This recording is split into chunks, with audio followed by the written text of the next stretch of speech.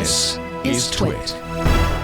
Google Stadia launching November 19th. That's 9 a.m. November 19th. That's when the early Stadia Founders Edition purchasers will get theirs. It'll start arriving, and the system will be turned on when it arrives, presumably, unless you get yours before 9 a.m., in which case I'm really, really sorry.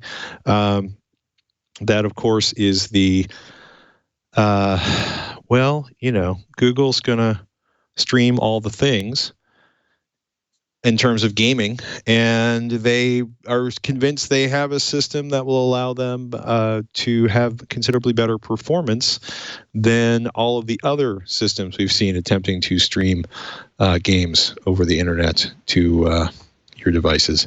I'm a little concerned about the way I think they are going about this, by the way. Right. And I can't reference the site I was reading, but the only way you can counter the lag that does exist, just waiting for things to go from point to point, is to anticipate the next move.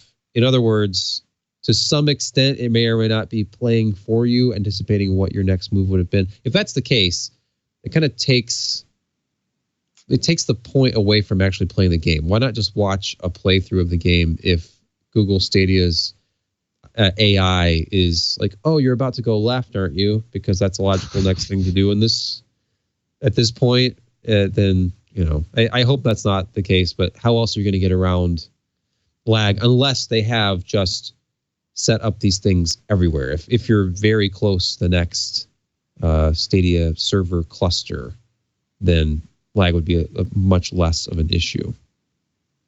Yeah.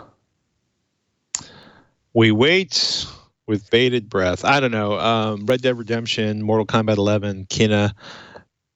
Play all of these at 9 a.m. on your TV, laptop, desktop, and select tablets and phones. I'm sorry. Apparently, Stadia Founders Edition will get it first, and the Founders Edition and Premier Edition purchasers will get 3 months of Stadia Pro, which will include Destiny 2, the collection. 4K HDR with 5.1 surround sound when playing on your TV. That's what they're saying. Okay. And they're also directing everybody to stadia.com for all of the information on streaming and all of the other things, which they oddly enough seems to have buried. Oh, wait. No, about Stadia. We have pre-order, 60 frames per second, 4K resolution, HDR 5.1. So recommended minimum is 10 megabits per second. That's 720p, 60 frames per second stereo. You will need somewhere between 30 and 35 megabits per second to do HDR video, 60 frames per second, and 5.1 surround. So you'll need a big, fat, healthy connection. I will not test my connection right now because that will cause the video to stop, and Sebastian will burst into tears. Kevin will say terrible things about me.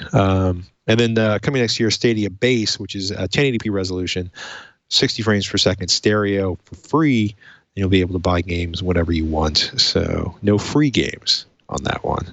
So I'm